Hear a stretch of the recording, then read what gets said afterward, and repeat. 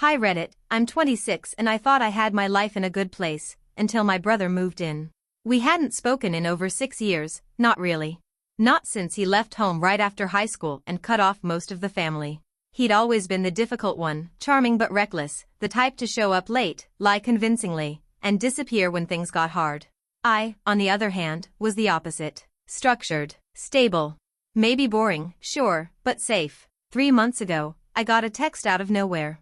It was from him. He said he was going through a rough patch and asked if he could stay with me for just a couple weeks. Apparently, he was coming back to the city to look for work, and he had nowhere else to go.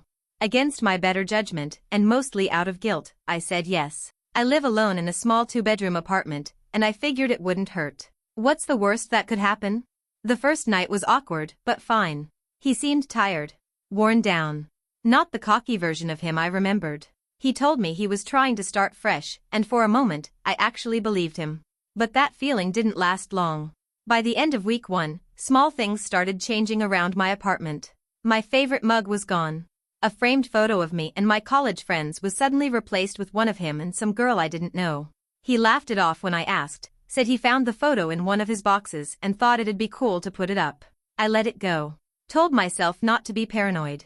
But now I'm not so sure. The weirdest part? He doesn't seem interested in finding a job at all. He sleeps late, lounges on my couch, and somehow knows the names of my neighbors even though I haven't introduced them. One of my friends even mentioned he messaged her on Instagram, said he was trying to get to know the people in my circle. It felt off. I can't tell if I'm being overly sensitive or if something seriously strange is happening in my own home. I sat down and tried to map everything out, every little thing that felt off since my brother moved in. And once I did that, I realized something unsettling. These weren't just random annoyances. It was a pattern. And I think it's intentional. It started with small items around the apartment, sure. But then it got personal.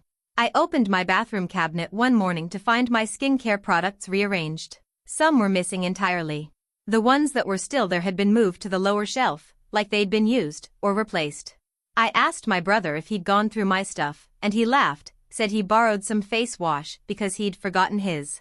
Thing is, I keep an extra for guests, still sealed. Right in plain view. Then there was my favorite hoodie. It's this old, oversized blue thing I've had since college, super worn-in, kinda ugly, but I love it. One night I couldn't find it anywhere. A few days later, I walked into the living room, and there he was, wearing it. Like it belonged to him. I asked about it, half joking, and he just said, "Oh, I thought this was mine." What? Okay, maybe it sounds harmless. But it kept happening. He started hanging out in places I used to go to relax, my favorite cafe down the block, the little bookstore I go to on weekends. I found out because the barista asked if my twin was coming by again. I don't have a twin. I laughed it off, but inside? My stomach turned. Then came the creepy part. A friend of mine, Lisa, called me the other night. She said my brother had messaged her again. This time, it wasn't casual. He told her he was worried about me, that I was going through something and he was trying to help keep me grounded. Lisa said it felt like he was testing the waters, like he wanted to know how close she was to me, or how far he could go with her. I confronted him. Asked why he was telling people I was struggling when I wasn't. And you know what he said? That I was imagining things, that I was too stressed and maybe I needed to slow down. It was the way he said it. Calm. Almost smug. Like gaslighting me was just another casual thing he did, like stealing my hoodie or rearranging my house. I don't know what's happening. But I'm starting to feel like I'm living with a stranger who wants to become me. More soon, because this only gets darker. So, remember how I said I thought my brother was trying to become me? I wish I could say that was just paranoia, but it's not. I know that now.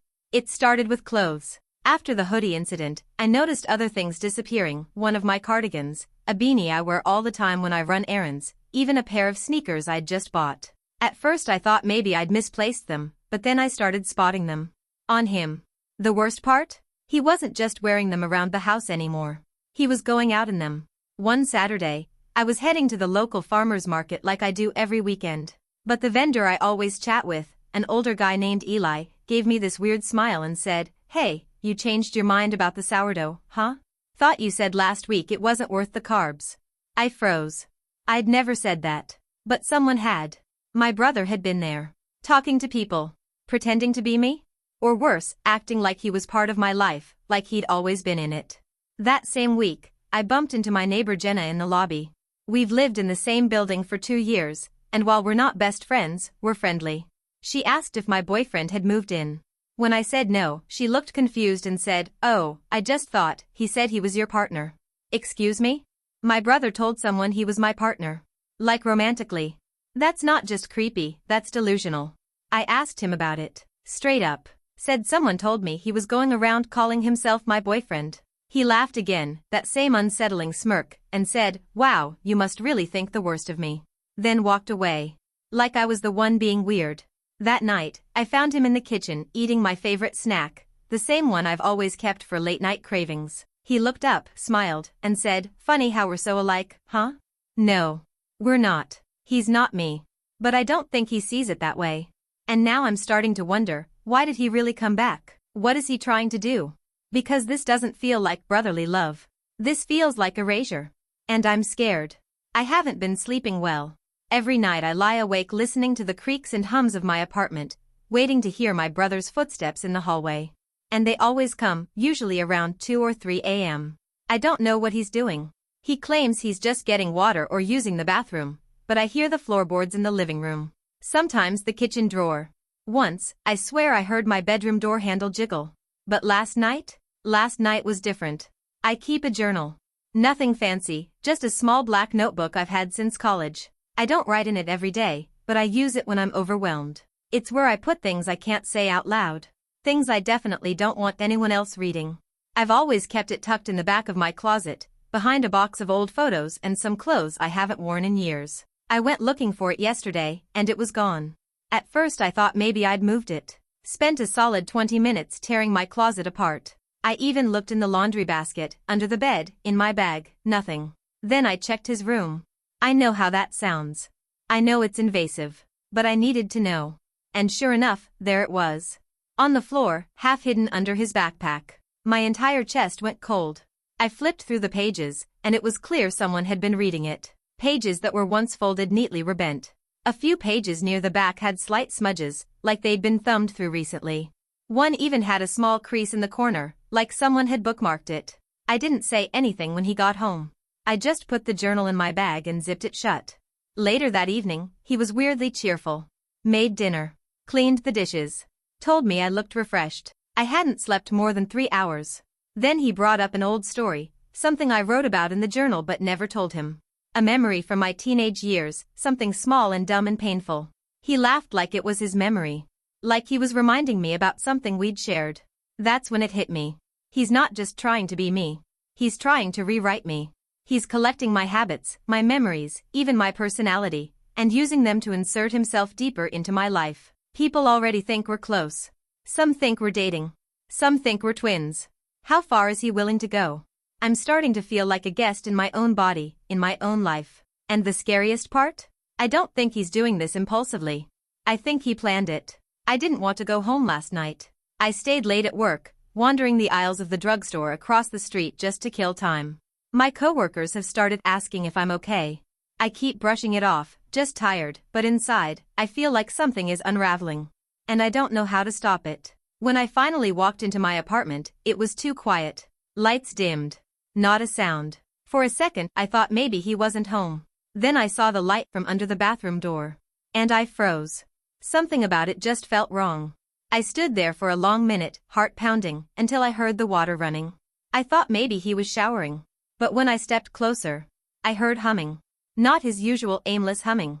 He was humming my song. There's a song I sing to myself in the mirror sometimes, embarrassing, I know. A little ritual I've had since college. It helps me feel confident before interviews, events, even dates. I've never sung it around him. Never even mentioned it. But there he was, behind a closed door, humming it. I backed away slowly, went into my room, and locked the door. This morning, I woke up early. Earlier than him, for once. I stood in the hallway, waiting. And when I heard his door close and the front door click behind him, I went straight to the bathroom. And I almost screamed. Lined up on the counter, my makeup. My exact foundation, my lip balm, my blush brush, all freshly used.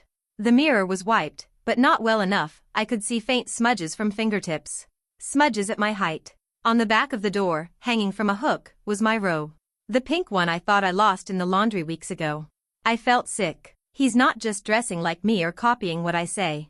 He's practicing being me. Standing in the mirror, wearing my clothes, using my things, probably studying how I move, how I talk. And the worst part? He looked relaxed this morning. Smiling, sipping coffee like he had nothing to hide. Like everything was just fine. I didn't say anything. I couldn't. Because now I'm afraid that if I confront him, he won't back down.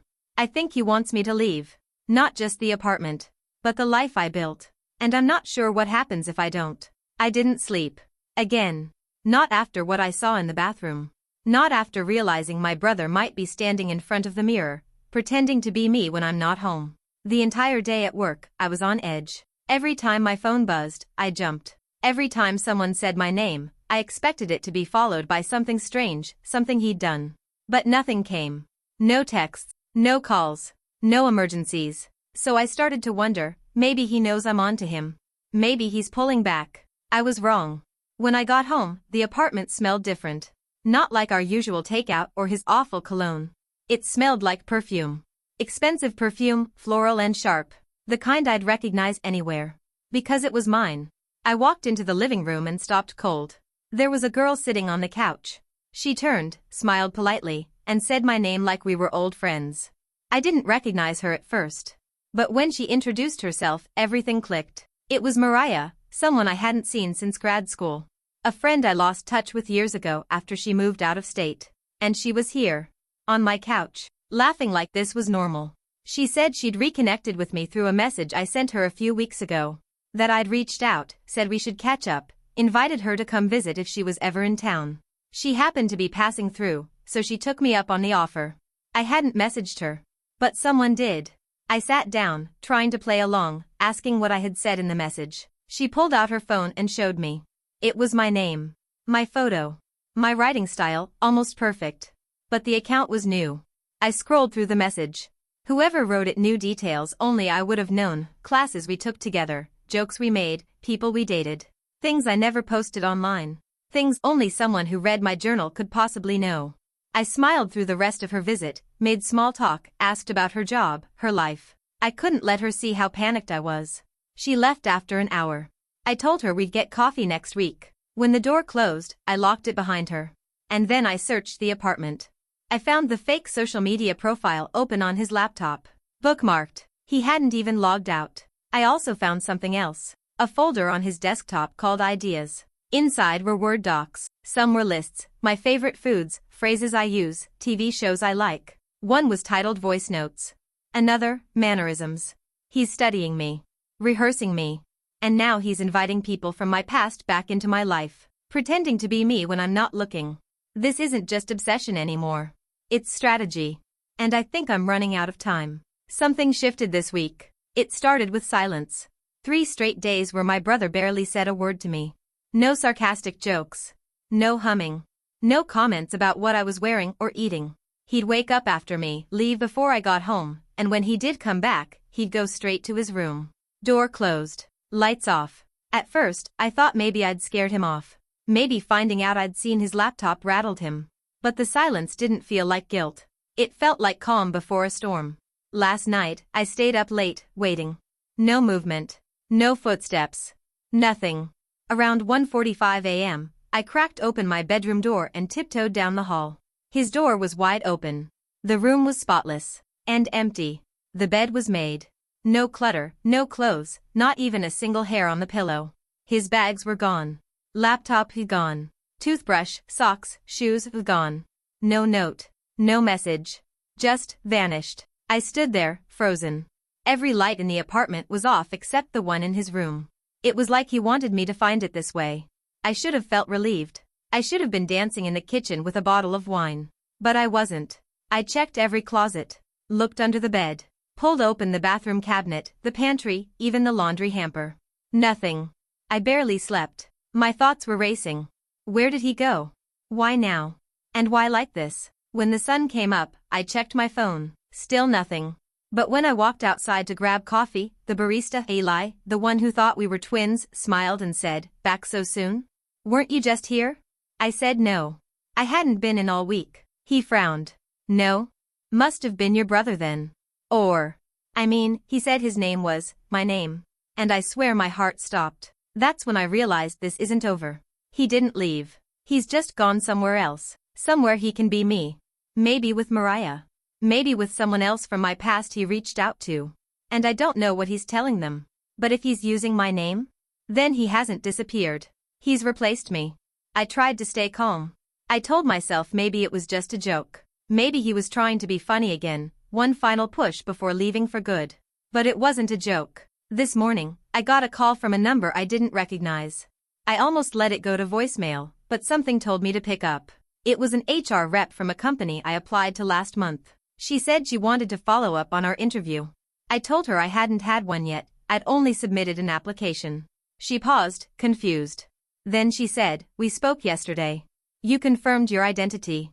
You even sent a photo ID." What? I asked her to forward the email she was talking about. When it came in, I stared at it for a full 5 minutes without blinking. It was an email from someone using my full name and a nearly identical email address. The message included a scanned copy of my driver's license, except it wasn't mine. Same name, same address, but the face? My brother's. He had altered an old photo of himself, made slight edits to resemble me, softened the jawline, adjusted the lighting. If you didn't know better, you'd assume it was a slightly off but real ID. But I knew that photo. He used to keep it in his wallet in high school. And now it had my name on it. He applied to the job I wanted. He used my background, my experience, my resume, my life, to get in the door. And he'd made it to the interview. Worse, he'd passed it. The HR rep told me they'd offered me the job yesterday. Full-time. Remote. With benefits.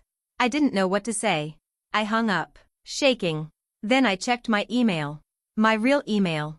There, buried in my spam folder, was a message forwarded from my own domain, one I forgot I even had. He'd hacked into it. He'd rerouted recovery info. He'd locked me out of my own name online. He was living as me. And I had no way to prove it without looking completely unhinged. I tried to call him. No response. His number was disconnected. I checked social media. His accounts were either deleted or changed to usernames eerily similar to mine. And then I got the DM. From Mariah. She said, "Hey, just checking in. Your brother stopped by today. He seemed off. Claimed he hadn't seen you in weeks. Everything okay?" So now he's lying to her, too. I sat on my couch for hours, holding my phone, trying to breathe. This isn't a story about a messy sibling living on your couch too long. This is identity theft. Slow, calculated identity theft. And I think I was the last one to realize it. I don't remember driving there. I don't even remember grabbing my keys. All I know is that after Mariah's message, something inside me snapped. I needed to see her. To see what he'd told her. To see if she believed him. When she opened the door, her face went pale. She stepped back like she'd seen a ghost. I said her name, and she just stared. Then she said the words that shattered whatever I had left holding me together. "You already came by yesterday." She said he showed up wearing jeans and a black hoodie. That he said he was just passing through and wanted to catch up, maybe crash on her couch for a few nights. He told her we had a falling out and that I wasn't well. That I needed space. That if I contacted her, she shouldn't worry. That I sometimes get like this. I felt like I was underwater. I asked if she let him in. She hesitated. Then said yes. He stayed the night. He used her shower. Ate her food. Slept in her guest room. Wore my name, my stories, my skin like it belonged to him. Mariah looked uncomfortable, unsure. She said he acted normal, just different, quieter. Watched her too closely. Laughed at the wrong times. And when he left, he kissed her cheek and said he was headed home. To my home. That's when it hit me. He didn't disappear. He was giving me time to unravel. Time to panic, to lose credibility. Because the second I go to the police, or to friends, or even work, they'll remember the version of me who was calm, kind, polite. The one they saw first. Him. He's setting up a cleaner version of me. Removing the real me in slow motion. I left Mariah's place in a daze, trying to figure out what comes next. I considered staying at a hotel, or calling my parents. But I don't want to involve anyone else. Not yet. I just needed to see. So I went home. And everything looked perfect. Too perfect. The couch was straightened. The dishes were clean. My bedroom light was on. And on my bed, folded neatly, was my pink robe. The same one he wore. There was a note on the pillow, written in my handwriting. I stared at it, heart pounding. It said, "Don't worry. I'll take it from here. That's when I knew. This isn't about living with me. This is about replacing me. Permanently. I didn't sleep. I couldn't. I sat on the edge of my bed for hours, staring at that note. I reread it so many times the paper started to feel warm in my hands. Don't worry. I'll take it from here. I didn't know what he meant at first, but around 4 a.m. it finally clicked. He wasn't just taking my clothes, my voice, my memories. He was taking my existence. When the sun came up, I pulled out the box of old documents I kept buried in my closet: birth certificate, social security card, old journals, photo albums. I don't know why. Maybe to remind myself that I'm real. That I'm me. But the photo album, the one I'd started in middle school, it was gone. In its place, a different album.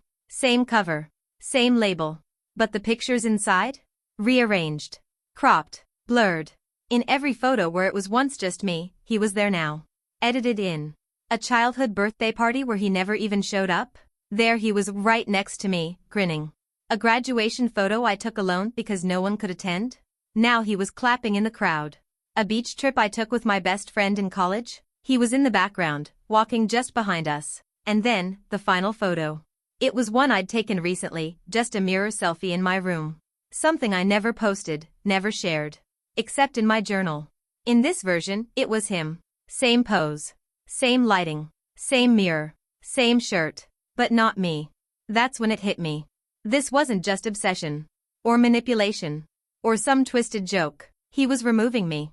Piece by piece. From my photos, my online presence, my history. I didn't wait. I called the police. I told them everything. Not the full crazy story, just the parts that made sense. My brother stole personal documents, impersonated me online, committed identity theft. They took my statement, asked a lot of questions. They didn't say much about what would happen next. But they said they'd look into it. That night, I stayed at a hotel. I turned off all my devices. I didn't talk to anyone. Until I got the email. No subject line. Just an attachment. A video. I opened it, hands trembling. It was footage from my apartment. My bedroom. Me, sleeping. But I wasn't alone. He was standing in the doorway, staring. For 4 straight minutes. No movement. No sound. Just watching. Then, slowly, he walked in, pulled the blanket up to my chin like a parent tucking in a child, and whispered something. I couldn't hear the words. But I could read his lips. Good night, me. The video ended. I didn't cry. I didn't scream. I just shut the laptop, packed my things, and left. I don't live in that apartment anymore. I changed my number. Wiped my social media. I even cut and dyed my hair. I moved 2 states away, changed jobs, left everything I knew behind. Because I had to. Because if I stayed any longer, I don't think I'd be able to prove I ever existed. Not in the way I used to. I haven't seen him since. But sometimes, I catch glimpses of someone familiar on the street. A walk that mimics mine. A voice that echoes back in my tone. A stranger smiling at me a second too long. And I wonder, is he still out there? Living my life better than I ever did? Or is he waiting for me to let my guard down? Just long enough for him to finish the job.